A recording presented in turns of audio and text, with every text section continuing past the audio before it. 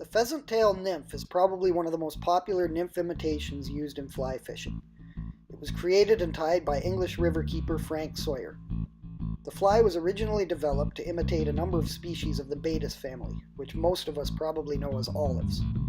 Since its origin, the fly has evolved into a go-to pattern that can be used interchangeably for imitating various mayfly and stonefly species, depending on the colors used to tie it and the size. Like most nymph patterns, this fly can be fished just below the surface or plunged deep into runs and pools.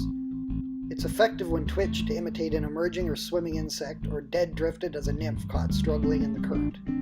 The induced take method can be deadly when using this fly.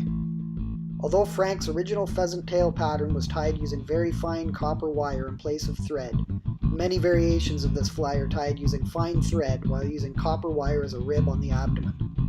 Either way you tie it, pheasant tail fibers make up the tail, abdomen, wing case, and legs.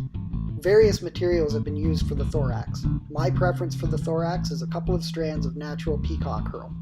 Tie this fly with or without a bead head. Use this fly to catch every type of trout you may wish to target. Start by placing a bead on the hook. Start your thread directly behind the bead and work towards the rear of the hook. Next, you'll need 2 to 3 inches of copper wire. Tie this in at the rear of the hook and work your thread towards the hook gap. Select a piece of pheasant tail fibers and line up the tips. Tie this in at the rear of the hook so that the tail extends approximately 2/3 the length of the hook shank. Begin winding the pheasant tail fibers forward.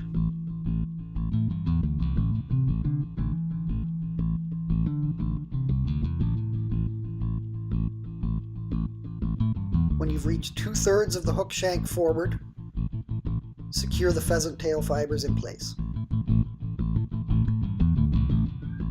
Begin working your copper wire forward to form the ribs of the abdomen.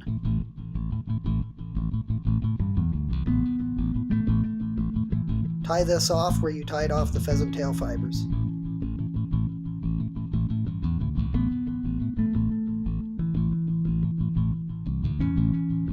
Again, select more pheasant tail fibers. These will form the wing case and the legs. Tie this in so that the fibers extend back the length of the tail. Length here is important.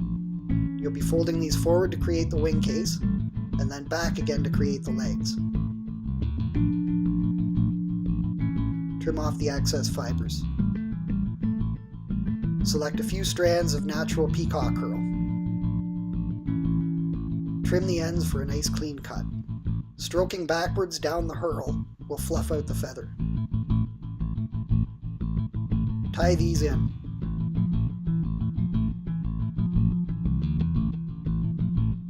Wrap the peacock herl forward to create the thorax.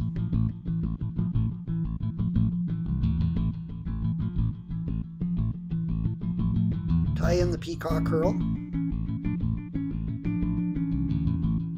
Trim off the excess.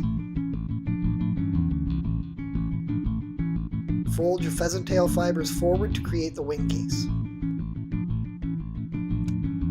Split the pheasant tail fibers into 2 equal sections and loosely tie in place on each side of the fly. Once you have these evenly secured, tighten down on the thread and a few wraps with a whip finishing tool to finish the fly.